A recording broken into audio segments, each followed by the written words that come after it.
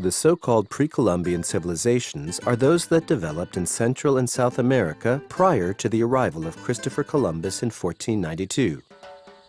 The best known among them are the Inca, Aztec, and Maya civilizations. Maya civilization was located in southern Mexico. It was organized in city-states, and its economy was based on agriculture. Maya society was divided into castes, and the cities were led by hereditary monarchy. They worshipped many gods that were linked to nature: the sun, the rain, the moon, corn, and many others. Contrary to the Incas and Aztecs, who were wiped out in the 16th century by Spanish soldiers who had come to conquer the lands of the New World, Maya civilization had already ceased to exist by the time of the arrival of the conquistadors. From the 8th to the 10th centuries, the great cities of Tikal and Copan were progressively abandoned for reasons we don't know. This decline was probably due to a combination of factors like war, drought, and revolt.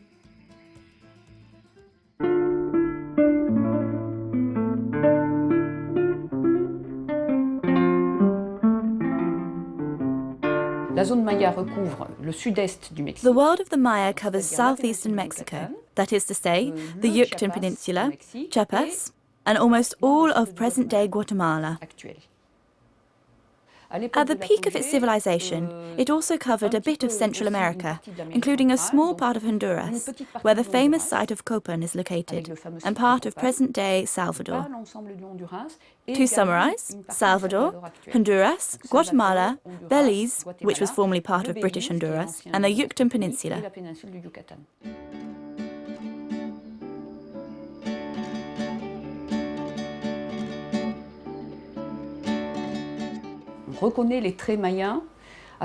Aspects of Maya civilization dating back to 1000 BC have been identified.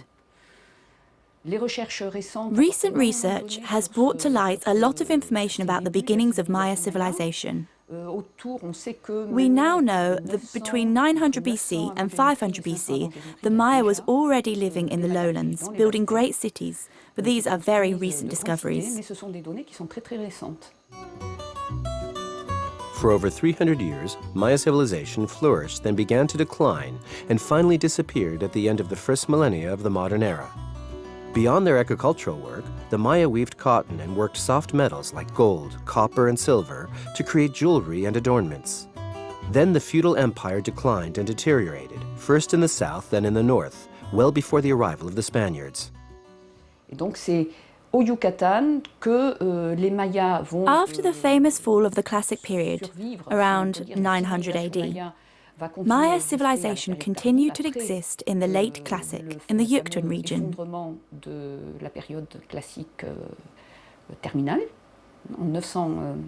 Above and beyond this time period, the Maya remained in the Yucatan until the Spanish conquest. At the historical level, the most ancient sites of Maya territory are not well known. Certain populations started to identify themselves according to certain characteristics, and this became the distinguishing mark of the Maya people around 1000 BC. So there was a progressive development for about 13 centuries. The peak of Maya civilization, called the Classic period, was the civilization's most prestigious period between 300 and 900 AD. Maya civilization did not disappear, though Classic civilization did.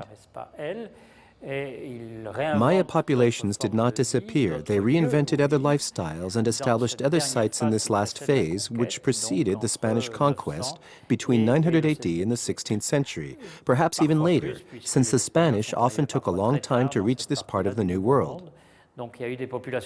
So there were Maya populations that continued to live independently and in keeping with their traditions into the late 17th century.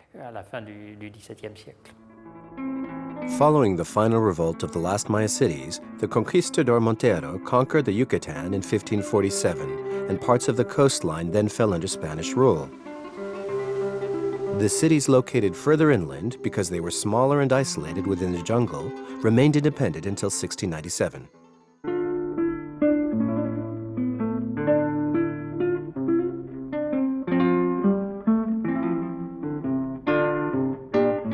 The Maya hierarchy was led by the king. The Maya king was a divine king who derived his powers from his ancestors.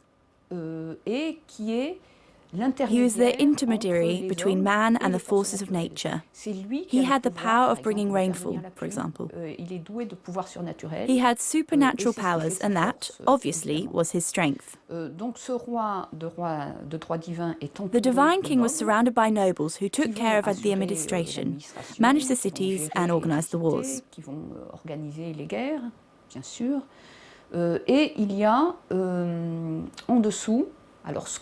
Below them in the hierarchy was the Saka'al, or governors, who resided in the secondary provinces, in the secondary cities and states. Maya society was thus organized into independent city-states governed by noble families and local kings.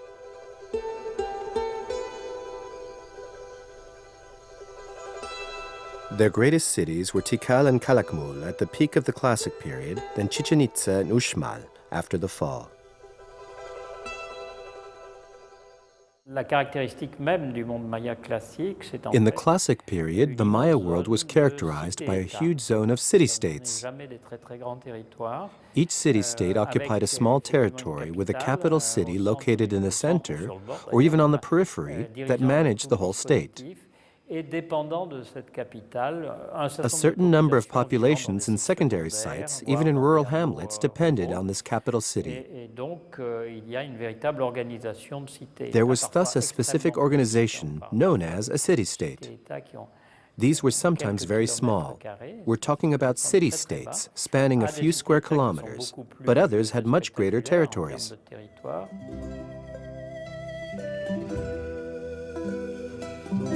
Overall, Maya territory counted over 5,000 cities. The biggest cities numbered a few 100,000 inhabitants.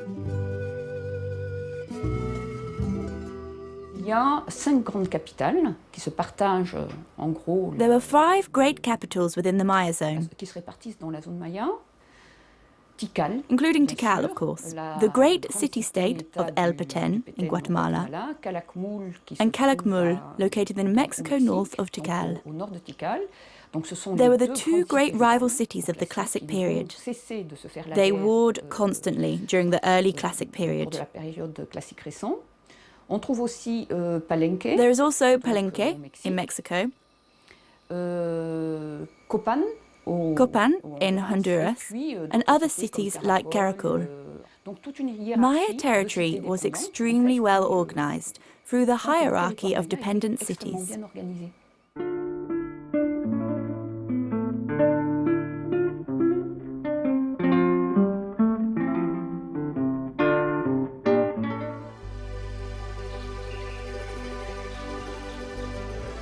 The city of Uxmal, located in the state of Yucatan in southern Mexico, underwent a golden era in the late period.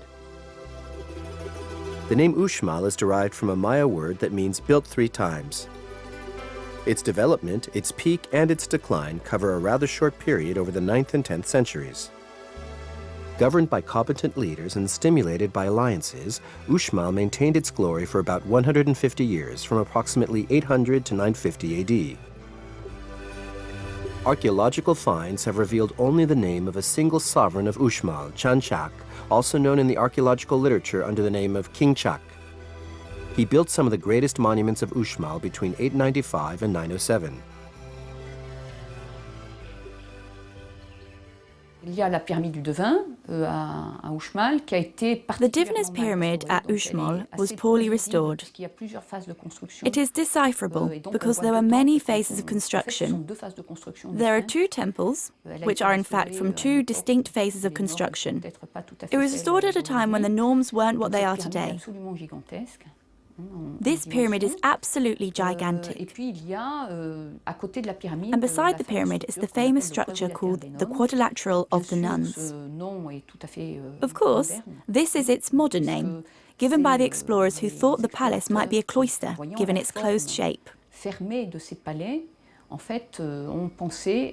In fact, this was the residential area of the elite. Beside it lies the court of a famous ball game, with a ring suspended up high, and other major constructions like the governor's palace. It is a very prestigious site, very characteristic of Puuc style.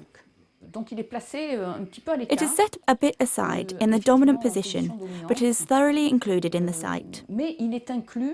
A bit further away, there is a massive pyramid that has not been cleared. Thus, it gives the impression of being on the site's periphery, but that is not at all the case. In fact, this is the only zone that has been dug and restored. But there are other structures around it, which places the governor's palace at the center of the site.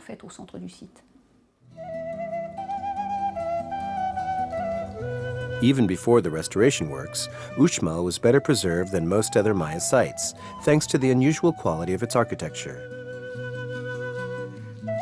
Most buildings were built using carefully sculpted stones, thereby avoiding the use of plaster. Here, Maya architecture proves elegant and beautiful. Uxmal is a site that dates back to the recent classic period. It is an interesting site because it is characteristic of the Puuc architectural style. This site is particularly famous for its semi-mosaic stone decorations. The facades are very detailed. The mask of the divinity Jacques is repeatedly portrayed here, with his hook-shaped nose or upper lip. Hooks protruding from the facades are very common at Uxmal. This site is truly characteristic of Puuc architectural design.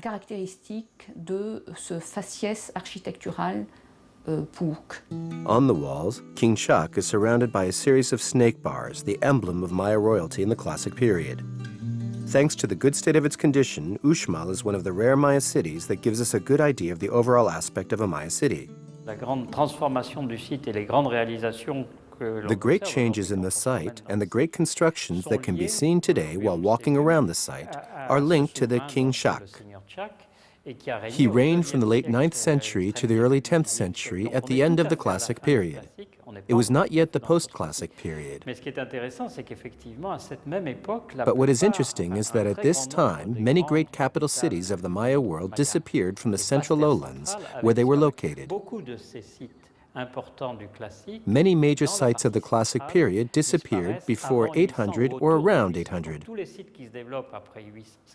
The sites that developed after 800, like Uxmal, are rather few and far between. The Maya worshipped the sun, the rain, the moon, and many other gods. They believed that they had been created by the winged snake god who had descended into the underground world of the dead and sprayed the bones of ancestors with his own blood, thus bringing them back to life.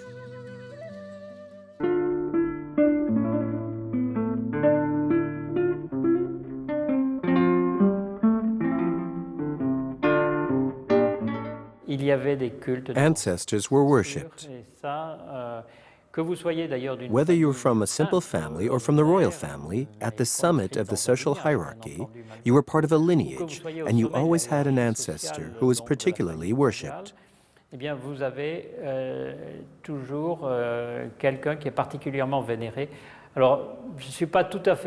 I'm not completely convinced that the ancestors were deified, but in any case, a lot of care went into finding locations for their sepulchres. Specific cults were devoted to their mortal remains. The family's life was organized around these mortal remains. The site, the capital, was organized around the founder. A family's group housing was organized around the oratory, the burial spot of the person considered to be the founder of the family's lineage. The leaders of the highest-ranking ancestral lineage were buried and worshipped in the temples located atop the pyramids. In this way, nobody could ignore them. The deceased ancestor had joined the gods in the underworld naturally. But to what degree he himself became a divinity is not clear. But he was an important figure that had to be referred to. Maya religion did not remain unchanged over the course of its long existence. In the classic period, worship was centered around the king, the guarantor of cosmic order and the intercessor between the ancestors and the supernatural entities. Around 900 AD, the fall of classic Maya civilization brought about the fall of the divine kingship, and the priests then rendered worship to a pantheon of gods. A certain number of forces of nature considered to be supernatural were honored and worshipped by the Maya of the classic period. But were anthropomorphized characters truly identified as divine figures? That's debatable.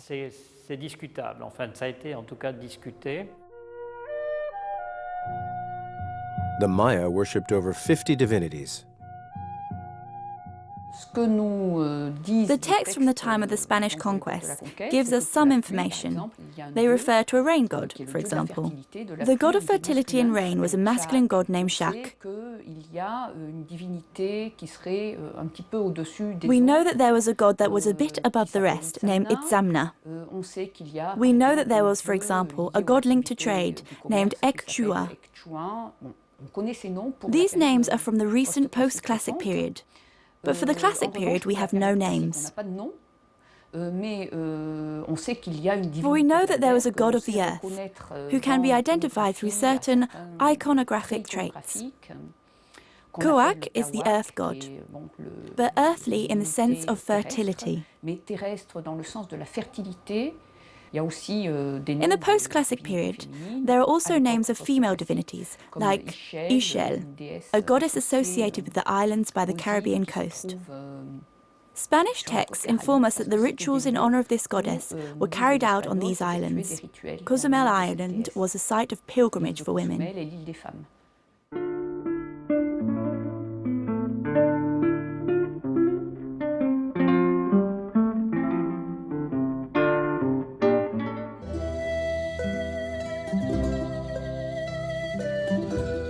Palenque is a city located in the Mexican state of Chiapas. It is one of the most impressive Maya sites. Compared to the other cities, it was of medium size, but it stands out nonetheless by its architectural and sculptural heritage.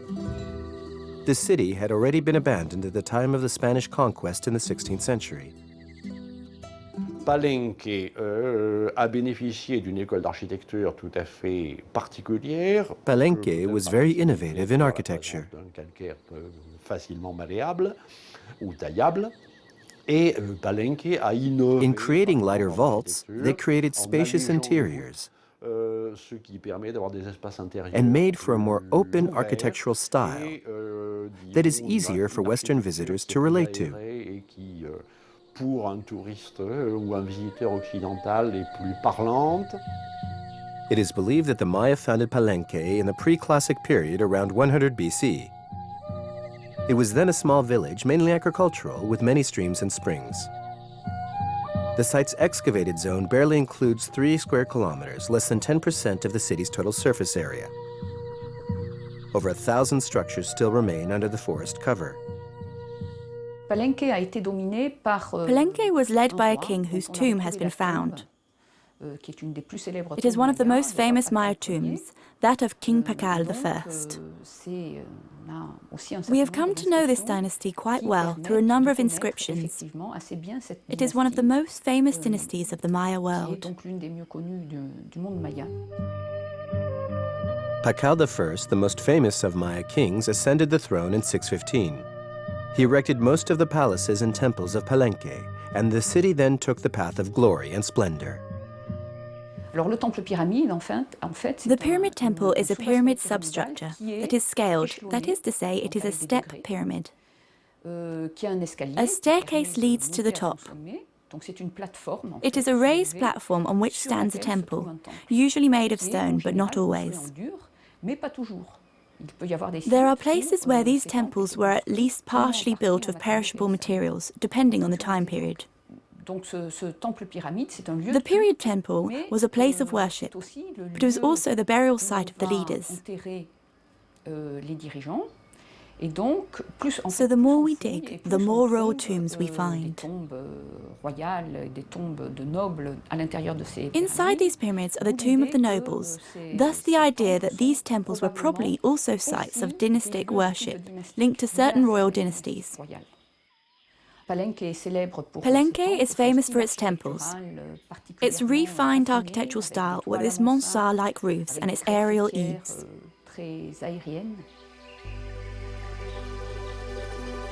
The various temples erected atop stepped pyramids are grouped around a plaza. Each temple was crowned with a comb or roof crest, decorated with stucco and painted. Alors, le palais du Palenque, comme tous les palais mayas, the palace at Palenque, like all the Maya palaces, is a succession of courtyards surrounded by long, narrow rooms. This shape is linked to a construction technique that was common to the Maya people, called the false corbelled vault.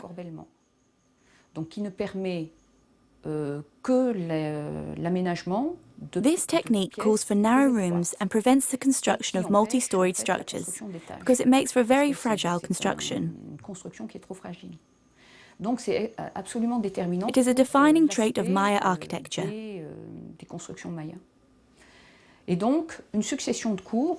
There is thus a succession of courtyards, surrounded by long rooms that are reception halls, often decorated with bench seats that were considered as thrones, where the Maya kings sat during audiences. Alors, autour de ces cours, on a à Palenque des séries de sculptures. Around the courtyards at Palenque, there is a series of low-relief sculptures and stucco-modelled motifs. They represent the king as a majestic character, in some cases. Elsewhere, groups of prisoners emphasize the role of the king as warrior, as the purveyor of sacrifices, victorious in war, a king capable of increasing his territory and the prestige of his city-state.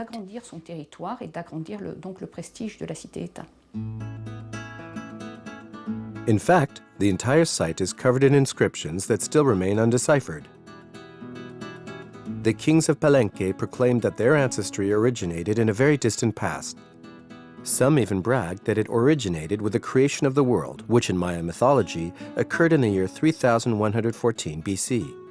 The Pyramid of Inscriptions is the burial site of the king Pakan. Today, we know that this pyramid was built to cover the tomb of Pakan. It was built, erected, and furnished at the same time as the pyramid itself, since the funerary chamber is located in the ground, under the pyramid, and a massive staircase was built within the pyramid itself to give access to the funerary chamber.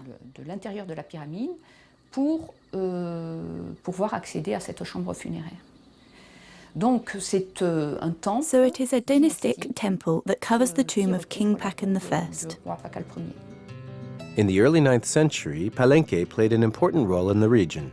In spite of this, emigration had already begun, and little by little, the sites were abandoned as the forest began covering them. In the 16th century, the region was nearly uninhabited.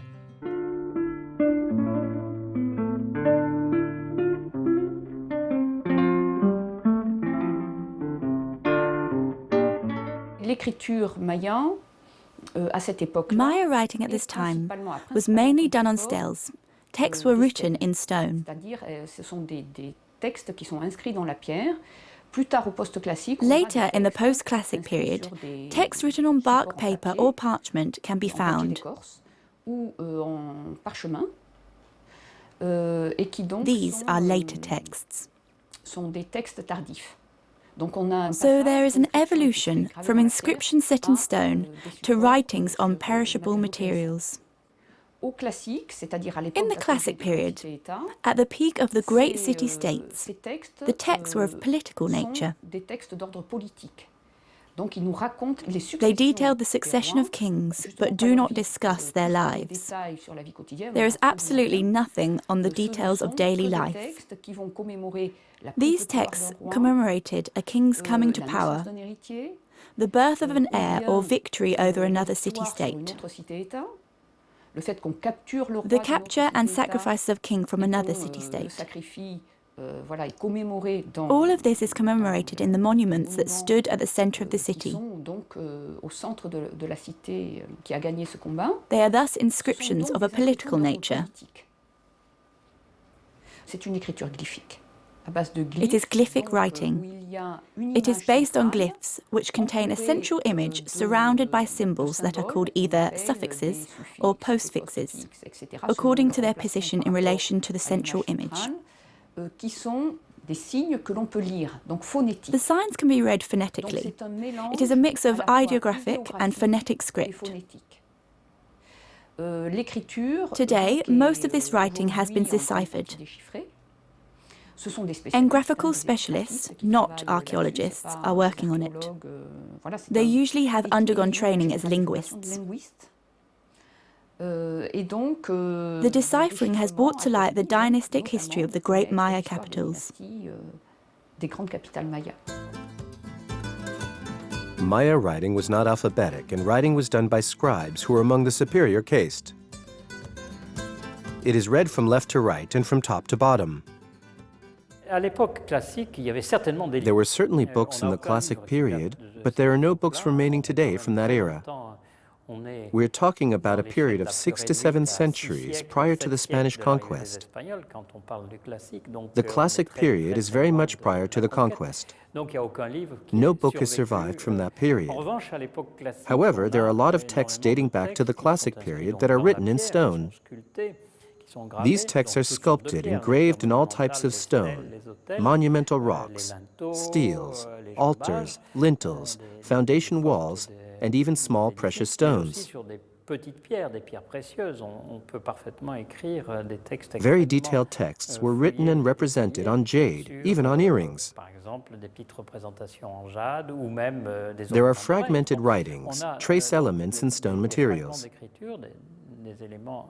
Dans ces matériaux de pierre. Et puis on a énormément de choses sur les récipients céramiques. And much was documented on ceramic recipients, especially during the time when polychromatic ceramic was in use. The scenes that are depicted represent either historical or mythological events. They include written texts, since most of these precious ceramics were made for special circumstances. They were buried with those of a high social order, especially the leaders. Many leaders were buried with these vases. One of the common phrases found on the ceramics is, "This is the cocoa vase of so-and-so, who was the governor of such and such, since cocoa was the ultimate beverage, the drink of princes and kings, the nectar of the gods."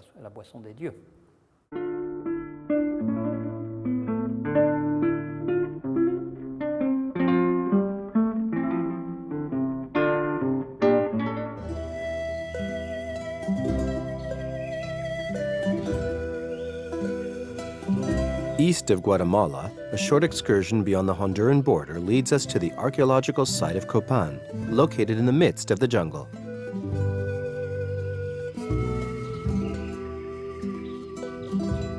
Like Palenque, Copan is an ancient Maya city that reached its peak in the 7th century AD.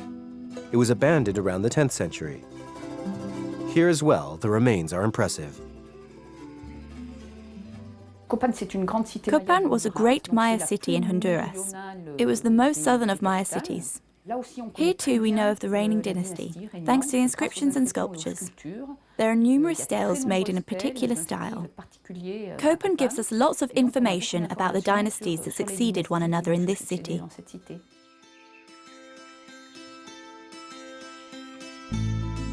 The steles were closely tied to the notion of divine kingship. They represent the god king. Many of them are limestone slabs with many sculpted faces.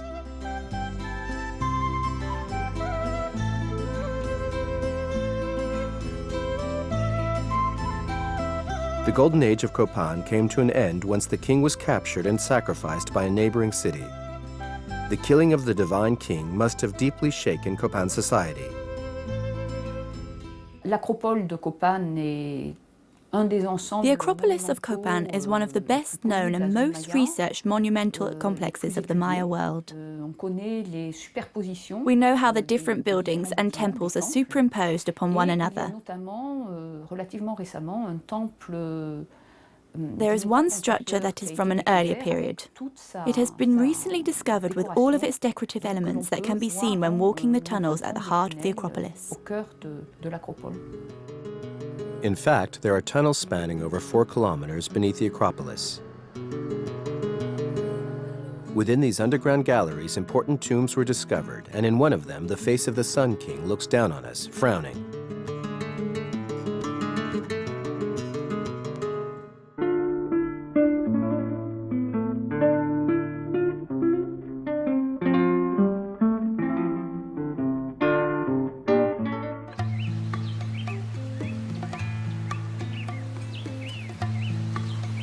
Further north in Mexico, the coastal city of TILLUM on the Caribbean Sea was a fortress of traders and a major fishing port.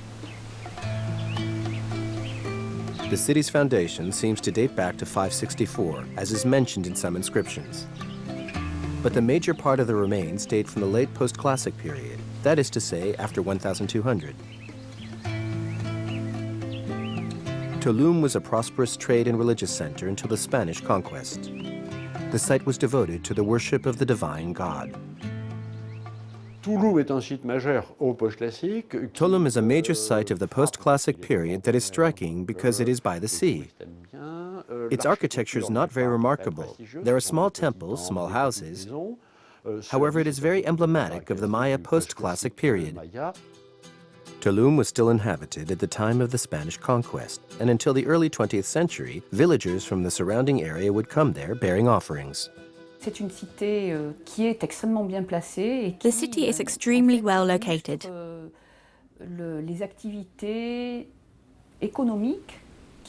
It reveals the economic activities that had become very important in the early post-classic period, since TILLUM was first and foremost a port.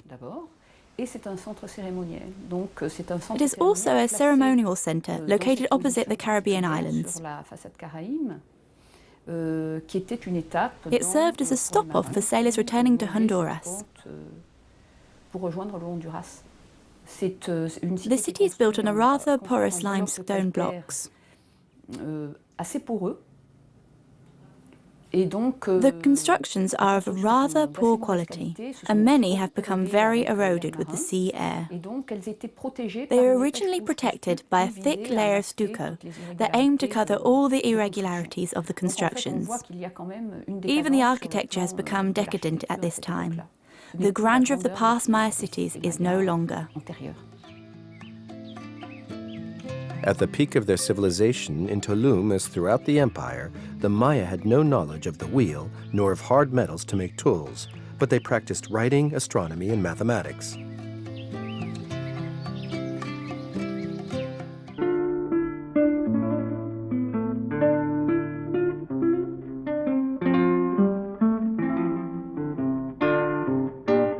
Les Mayas sont de grands mathématiciens. The Maya were great mathematicians. They performed calculations to establish their calendar very early on. We now know it was established in BC times. These calculations involved great numbers. They are also using zero. They were very much ahead of the European world at the same period, both in mathematics and in the observation of the stars, since they had a solar calendar.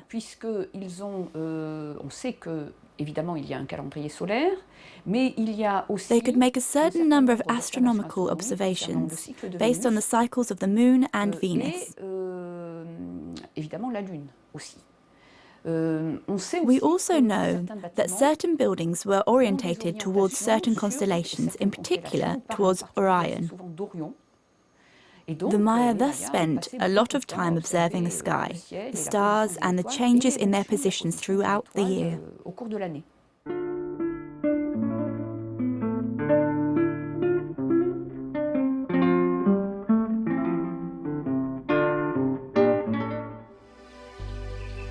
Chichen Itza is an ancient city, also located in the Yucatan Peninsula in Mexico. In the 10th century, it was probably the major religious site of the region. Today, it is one of the major and most visited archaeological sites. Chichen Itza was declared a UNESCO World Heritage Site in 1988 and was elected as one of the 7 wonders of the world. La vie du monde post-classique, on la voit A prime example of the post-classic world can be seen in sites like Chichen Itza, for example. It is undoubtedly one of the greatest attempts in concentrating power at the time, around the 11th to early 12th centuries. Chichen Itza really seems to have dominated the totality of the northern peninsula during this period. No other city had managed to exercise such power over so large a territory. It is a site that belongs to a current of Maya culture called Maya Toltec. Maya characteristics come to include architectural and iconographic characteristics of the high central plateau, at that time dominated by the Toltec civilization. Chichen Itza is a Maya site bearing elements that are completely foreign to Maya civilization, especially at the architectural level, including different types of construction, a different iconography, and different decorations.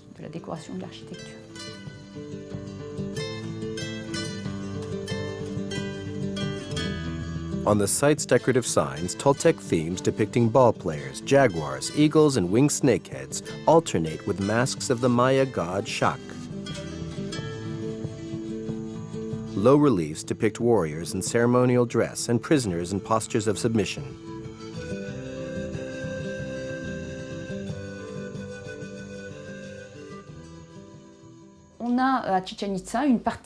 There is a fully Maya area at Chichen Itza called Chichen Viejo. It includes buildings in Chenes and Puc style, reflective of the Yucatan Maya. Then there is the recent part of Chichen, Chichen Nueva, with a Maya Toltec architecture. At the center of this Maya Toltec area stands the main pyramid called El Castillo, or the Temple of Kukulkan. This construction is a very interesting example of combined Maya Toltec architecture. And it also helps us better understand astronomical rituals. The winged snake, which was the effigy of the god Kukulkan, was worshipped on the Great Temple, perched 24 meters high. The orientation of the monuments confirms their stupefying level of astronomical knowledge. The pyramid itself is a stone calendar. It is a step pyramid. In the setting sun, the step pyramid casts shadows that are projected onto the staircase, creating the illusion of an undulating snake descending into the underworld. The fact that there is a snake's head at the foot of the staircase indicates that this optical illusion was indeed sought out by the Maya. The 4 lateral staircases contain as many steps as there are days in the year, and the 18 terraces correspond to the 18 months of the Maya calendar. Nous avons des centres cérémoniels monumentaux qui étaient des secteurs habités, mais there are monumental ceremonial centers that were inhabited sectors, but the residents mainly lived in buildings made of perishable materials that have not been maintained. In the best case, a small, low platform remains. Since the vegetation is extremely dense, it is very difficult to form a precise idea of the number of platforms in a given site. Estimates can only be very approximate. The site of Chichen Itza, which covered 25 square kilometers in its golden age, has been carefully restored. But after a century of study, archaeologists still question the site's chronology.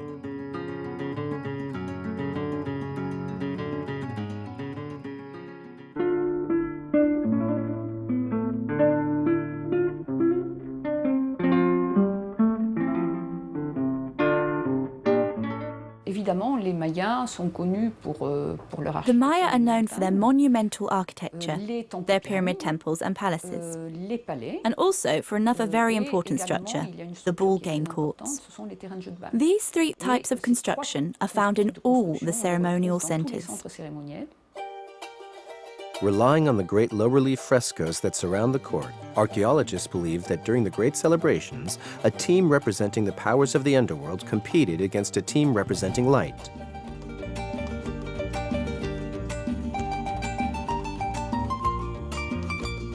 Games could run for over a day. Le jeu de balle, c'est un jeu d'équipe, en fait. Deux équipes The ball s'affrontent, game was a team sport. et Two s'échangent, teams se competed, renvoient une balle making de points by caoutchouc, passing le a rubber caoutchouc ball, étant rubber being a un native arbre tree. local, afin de marquer des points. Il y a différentes façons de compter les points. There were different Soit ways of scoring la balle points. doit rebondir sur des marqueurs The qui ball sont had to fichés bounce dans le between the sol, designated du terrain de markers balle. on the Donc, il faut court's que floor. Ces balles qui avaient quand même entre 3 et 5 The kilos, balls et qui weighed sont around 3 and 5 extrêmement kilograms élastiques, and were extremely rebondissent, elastic and où on bouncy. n'utilise que les Only coudes the et les elbows hanches, and hips were donc pas de mains, used. pas de pieds. In the game's classic form, Dans le jeu no classique, hands or feet. Il faut que cette balle tombe sur des marqueurs qui sont fichés dans le sol du terrain de jeu de balle. Donc ça, c'est un jeu. L'autre jeu, Another il y a des game anneaux including rings fixés mounted on the wall sur of les the parois court. du terrain, et où, semble-t-il, It seems that the object of this game was to get the ball through the ring. traverse cet anneau. Là aussi, il y a des discussions parce que But this is quelquefois, debatable because sometimes the les rings are sont very petits. small. Donc il y a aussi des chercheurs Some qui pensent que researchers les anneaux believe that avaient the rings d'autres had other fonctions, functions, comme that peut-être they were celui de perhaps tendre un used to filet stretch a net that would have qui aurait divided the séparé court deux into jeux two en deux, sections, à la like manière volleyball d'un net, for filet example. de volleyball, par exemple. It is believed that the captain of the winning team was then decapitated by the captain of the losing team. À l'issue de la partie, il y avait At the end of the des game, rituels there de were human sacrifice sacrificial humains, rituals. et donc qui sont à l'époque In the classique classic period, des the sacrifices liés à were la linked to fertility. Donc, on décapite un membre de l'équipe ou quelqu'un qui va le A remplacer. member of the au moment de la team or a cérémonie. substitute person was decapitated during Et the on fait ceremony, couler and the blood du was sang left to sur run on la the soil terre to pour fertilize the fertiliser. earth. Les uns disent, c'est le Some say that the vainqueur, sacrifice et effectivement, person c'est was un chosen honneur among the d'être victorious sacrifié pour, team, c'est since it une was an honor in civilisation, this culture to be puisque, sacrificed. on est promis à un destin A glorieux glorious dans death brought good l'au-delà, fortune in the dans underworld. l'inframonde, si on meurt de façon glorieuse. Et donc, Certain certains archaeologists and anthropologists anthropologues believe that the winners were pensent que, effectivement, sacrificed. C'était le vainqueur qui était sacrifié. The decapitated head was then impaled on a wall designed for this purpose, just beside the ball court. Il faut savoir que ces joueurs de balle étaient quand même... It is worth mentioning that these ball players were high-level Si, athletes. à chaque pratique, à chaque jeu, il y avait l'élimination... If each game entailed the elimination of the winners, I think that the level would have quickly diminished. Et donc, ce qu'on pense à l'heure actuelle, c'est que la personne qu'on voit représentée dans les It is now believed that the person represented in the lower reliefs, with all the attributes of a high-level ball player, was in fact a substitute that somehow incarnated the winning team and was thus sacrificed in the ceremony. Qui avait gagné et qui était sacrifiée.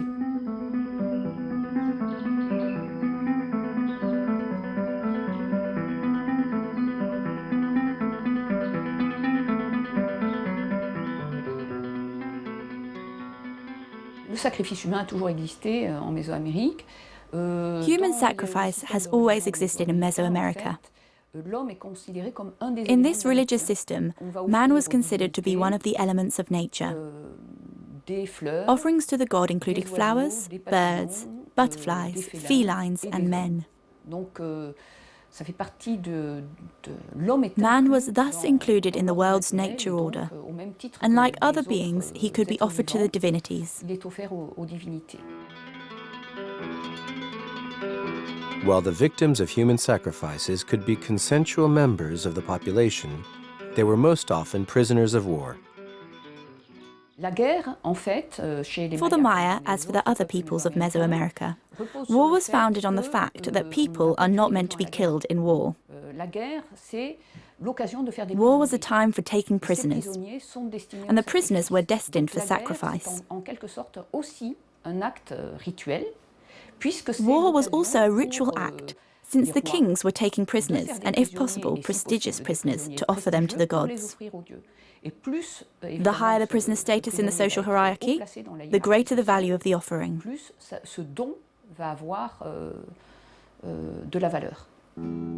Sacrifices also took place on special occasions, like religious celebrations, during which many hundred people could be sacrificed.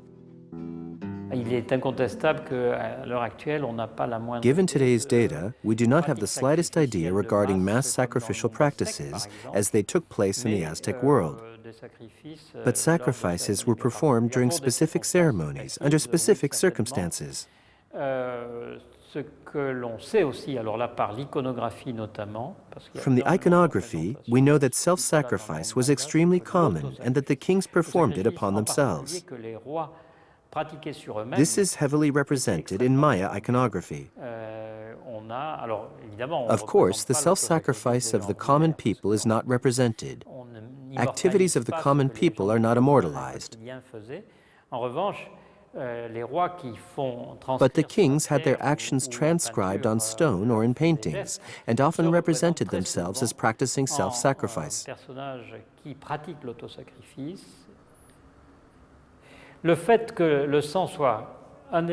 Blood is a very precious element for the Maya. Spilling blood can appease the possibly opposing powers and can render grace to the favorable powers. Each divinity had its own particular sacrificial rite. Some victims had their hearts ripped out so that the sun may rise each morning. Others were drowned for the benefit of abundant rains. Some victims had their throats slashed and were then skinned in honor of the god of renewal and vegetation.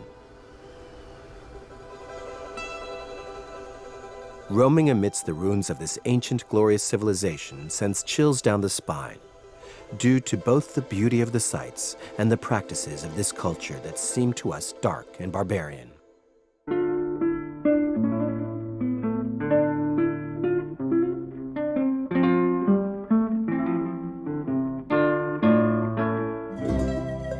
At the heart of a lush and grandiose wilderness stands the city of Tikal, the land of echoes. It was inhabited from the 6th century BC into the 10th century AD.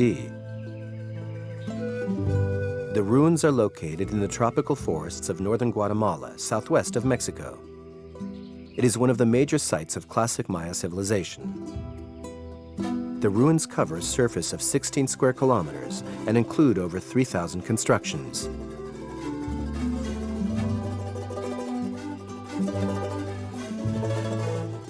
Around the Great Plaza at the heart of Tikal stands a group of remarkable structures, including 43 steles and 30 altars, some of which are engraved with hieroglyphic texts and exhibit sculpted royal portraits. The Pyramid of Temple No. 1 is the site's emblematic monument. It characterizes its architectural style. Tikal is a model site, simply because it is the most excavated site. It is splendid and very particular due to its imposing size.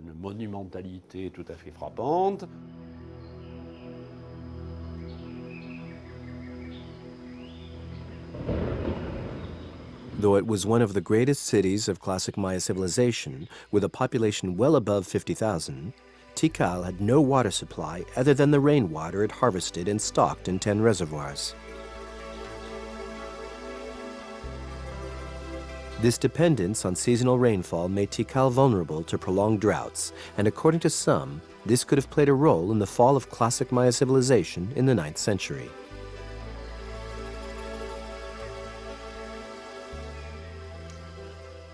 It is a city-state made up of many monumental units that are linked by sacbeob.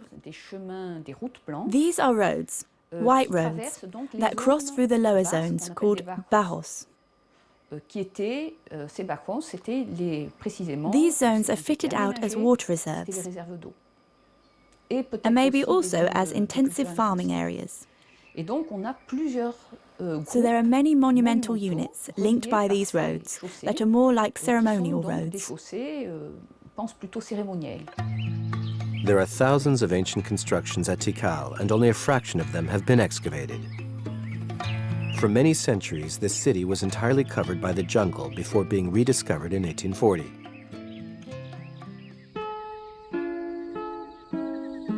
At Tikal, the last known and dated inscription is from the year 869.